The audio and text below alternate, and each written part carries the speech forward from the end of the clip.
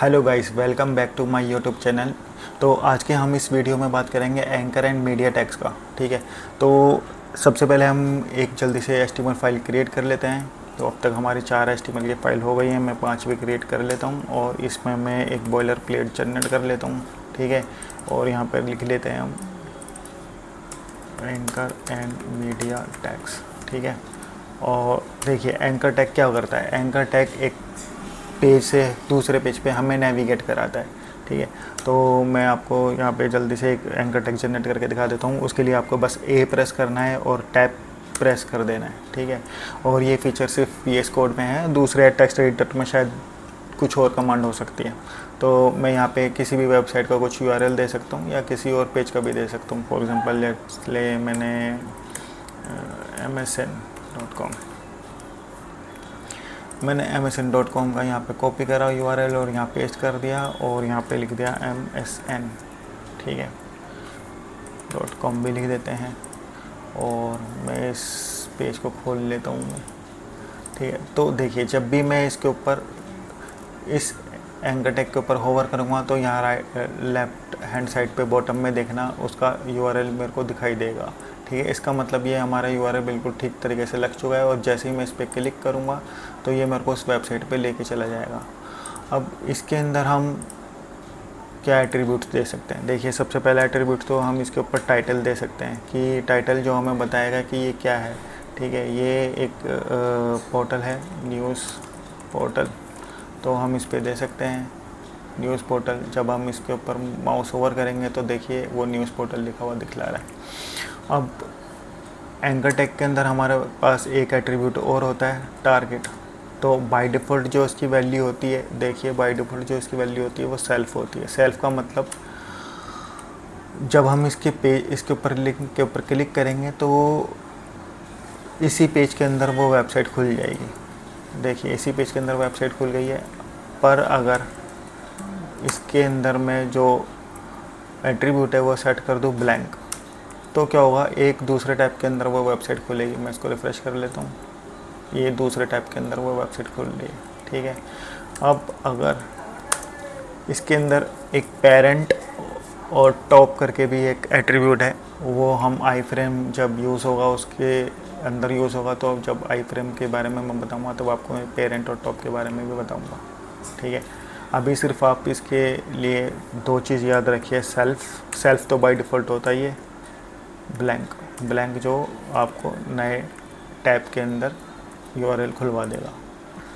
तो इसके अलावा फिर हमारे पास जो दूसरे टैग होते हैं, देखिए एक टैग हो हमारे पास होता है इमेज। ठीक है, तो इमेज को जनरेट करने के लिए कुछ नहीं, बस आपको IMG लिखना है और टैब क्रिएट कर देना है।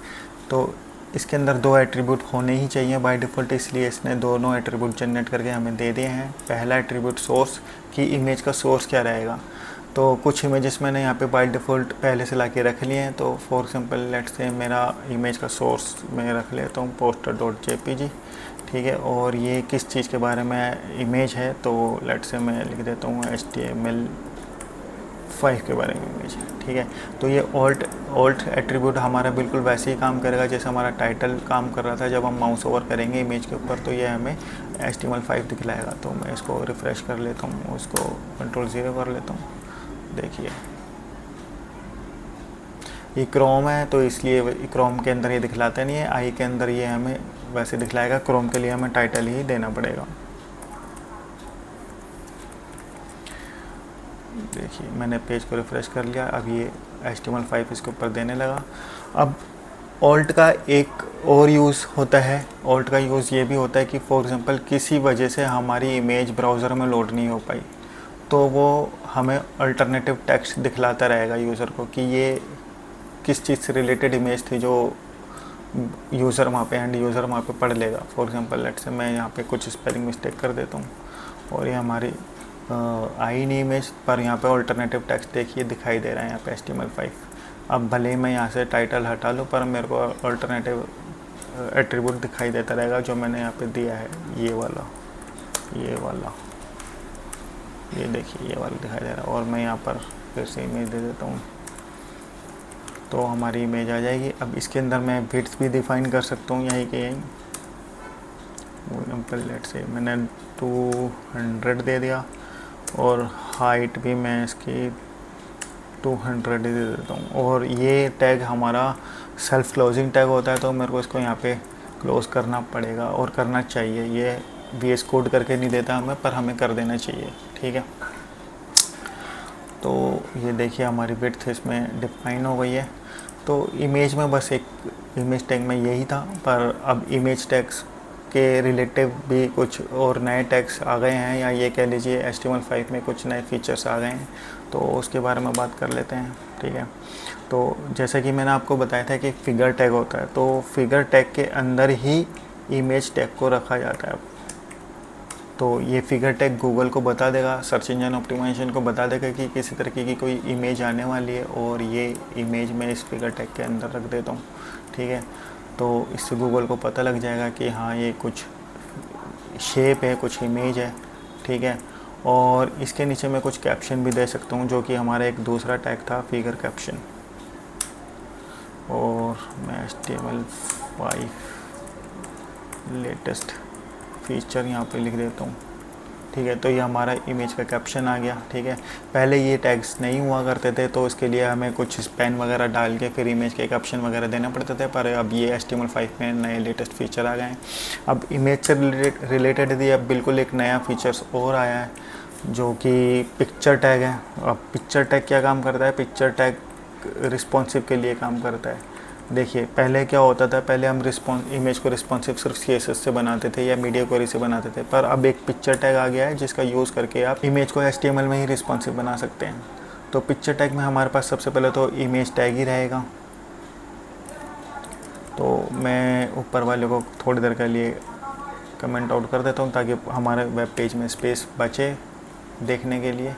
तो बाय डिफ़ॉल्ट हमारा जो इमेज रहेगी वो यही रहेगी, क्योंकि मैंने इमेज टैग दिया है। मैं यहाँ पे एक डिफ़ॉल्ट इमेज करके भी मैंने यहाँ पे लिखा हुआ है, तो मैं यहाँ पे डाल देता हूँ डिफ़ॉल्ट सचिन, ठीक है। और यहाँ पे अल्टरनेटिव टैग चेंज कर देता हूँ तेंदुलकर, ठीक है। और यहाँ से मैं विड्थ हटा लेता हूँ, हाइट हटा लेता हूँ, ये ऑटोमेटिक विड्थ और हाइट ले ही लेगा। अब देखिए, अब ये तो हो गया हमारा कि डिफ़ॉल्ट, कि जब भी हमारी डेस्कटॉप पे में वेब पेज खोलेगा तो डिफ़ॉल्ट इमेज यही दिखलाएगा उसको। मैं इसको चेंज कर लेता हूँ। देखिए ये इमेज आ गई है डिफ़ॉल्ट, ठीक है। मैं इसमें कुछ दे ही देता हूँ विड्थ वगैरह 400, ठीक है। अब क्या होगा कि इसके अंदर हमारे पास दो टैग और एक टैग और आ गया है सोर्स, और मैं टैब जनरेट कर देता हूँ। इसके अंदर क्या क्या एट्रीब्यूट होते हैं देखिए। सबसे पहले तो SRC सेट होगा। SRC सेट कुछ नहीं, बिल्कुल SRC की तरह ही एक हमारा एट्रीब्यूट है, जो SRC वाला ही काम करता है। हमारी इमेज को लाके हमें यहाँ पे देगा, तो इसके लिए मैं यहाँ पे लगा देता हूँ फॉर एग्ज़ाम्पल हमारे पास और इमेज है सचिन 1.jpg, ठीक है।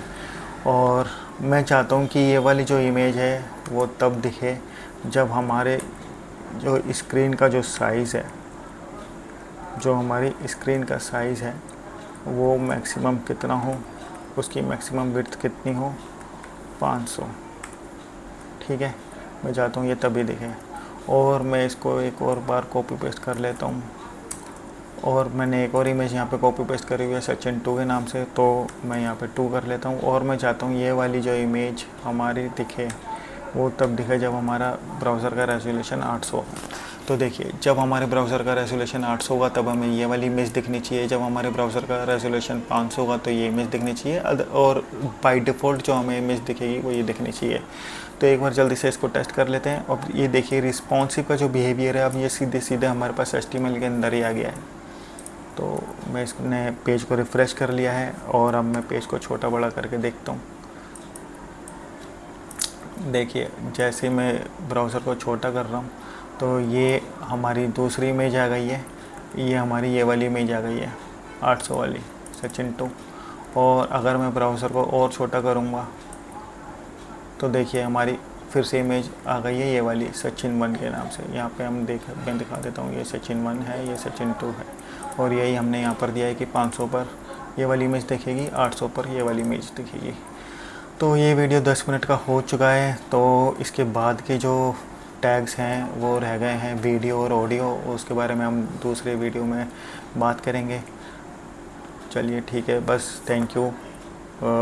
आप प्लीज़ सब्सक्राइब एंड लाइक कर दीजिए, कमेंट करके बताइए कि मैं कहाँ गलती कर रहा हूँ कहाँ नहीं। आप मैं उसको सुधारने की कोशिश करूँगा।